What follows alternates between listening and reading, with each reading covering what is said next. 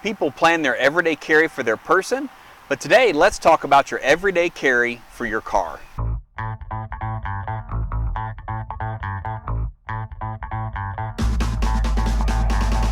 Hello and welcome to the Prepared and More YouTube channel this morning. Today we're going to talk about car emergencies.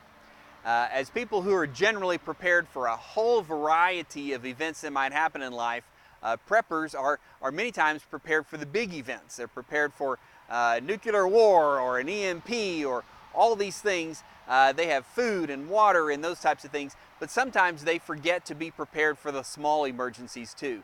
And if we really aren't prepared for the day-to-day emergencies, then those are going to make for stressful situations. So let's talk today about car emergencies and car preparedness.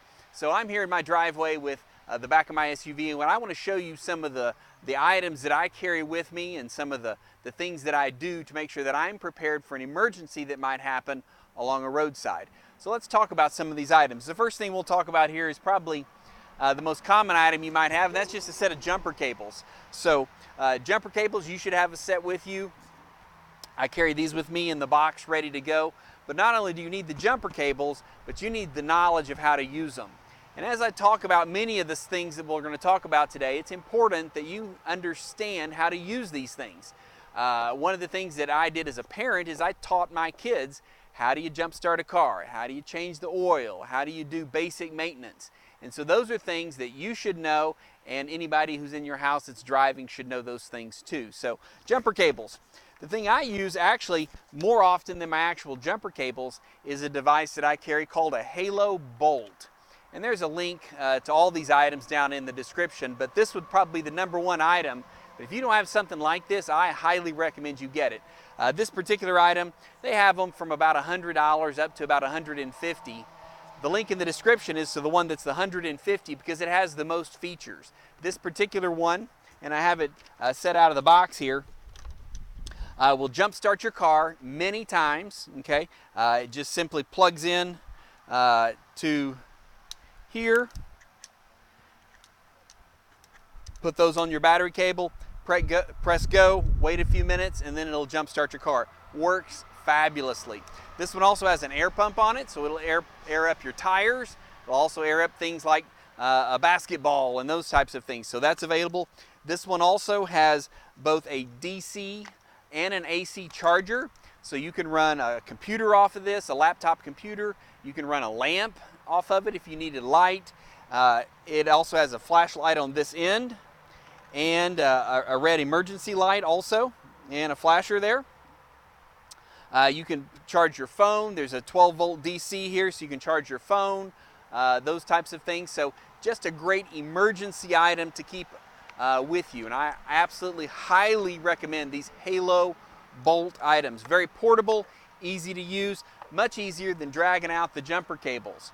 Why do I need jumper cables also? Well, if you have something that is just completely dead, then the halo bolt might not have enough juice to start it, and so you may need your jumper cables. But almost every vehicle I've ever tried to start with this thing, it started up immediately. So it's a great product. I absolutely recommend it. The next thing I have here is I keep a good first aid kit. Now I'm also a medic with the fire department, so I keep a little more sophisticated bag here that has the items I need. But I always recommend at least a small travel first aid kit to be inside your car. Water. It's always good to have water around in your car, and I replace this about every 6 months or so just to make sure we have fresh water. Not that it goes bad, but it always tastes better when it's fresh. So keep some bottled water in your car. The next thing I have is kind of a little more prepper specific, but this is my get home bag, sometimes called a GHB, short there. And it's basically the basic items I'm going to need that if I'm stranded somewhere and I'm not going to be able to get my car going and I need to walk home, it's my get home bag. So it's going to have shelter in it, it's going to have food, it has water, it has a change of clothing in there, it has fire starters, it has flashlights, those types of things that I might need if I needed to walk home. It has rain gear, warm weather clothing, those types of things. So that's in my get home bag. That's always available for me. But in addition to that, I may have, particularly during colder weather, I will make sure I have some kind of warm weather clothing, including hats, gloves, those types of things as extra in my car in case I get stranded when it is in cold weather. Right now it's the summer, so I don't have a lot of that cold weather stuff in here, but I do have clothing inside my get home bag if I needed that. A get home bag, simply just a backpack here with the items you need to help you get home safely. Working on down the line here, I have a reflective vest. And again, I use this extensively with the fire department, but anytime you have a roadside emergency, a simple reflective vest that you can put on to make sure you don't get hit by a car and those types of things are going to be a benefit. So keep a vest in your car. I also keep a blanket in my car. Again, you never know when you're going to have a roadside emergency where you need a blanket. So I always keep a nice little blanket inside my car. In addition to that, one of the most important things I keep is my tool bag. So this is my tool bag. It's full of a variety of tools that I use, but I just want to quickly point out some tools that I think are absolute necessities. So what I keep in mind as necessities includes a socket set. So just a variety in sizes of sockets are good. I have an adjustable crescent wrench that'll do a lot of different bolts. I have a screwdriver that has various sockets and tips that go in there. I've got a pair of pliers. I have some zip ties. I have duct tape, and I have ratchet straps. Those are kind of basic things that I would think you need. I have a bunch of other stuff that I keep, but a basic assortment of tools is really important that you keep in your car for those roadside emergencies. So in addition to this stuff that's visible, what are a couple of other things that I have that's not really visible? One thing is, I want to make sure that I have a good spare tire and jack. I know where they're at, and I know how to use them. So in my case, my jack is underneath a compartment here in the back of my vehicle. There's also an access hole to get to the spare tire that's underneath here, and a way to lower that spare tire down. So make sure that you have those items in your vehicle, particularly if you bought a used vehicle and you never know if someone before you use them and didn't put them back. Make sure you have a good quality spare tire and it's aired up, a jack and all the tools you need to change a tire, as well as the knowledge on how to change a tire. So make sure that's in your vehicle. Also encourage you to do regular maintenance on your vehicle. Just maintaining your vehicle in good condition will keep you from getting into a lot of emergencies. So make sure you've got good tires, you've got regular oil changes and just regular periodic maintenance on your vehicle. Other thing, as a prepper, I try to make sure I keep my fuel tank at a high enough level that I'm not ever going to have to worry about running out of gas.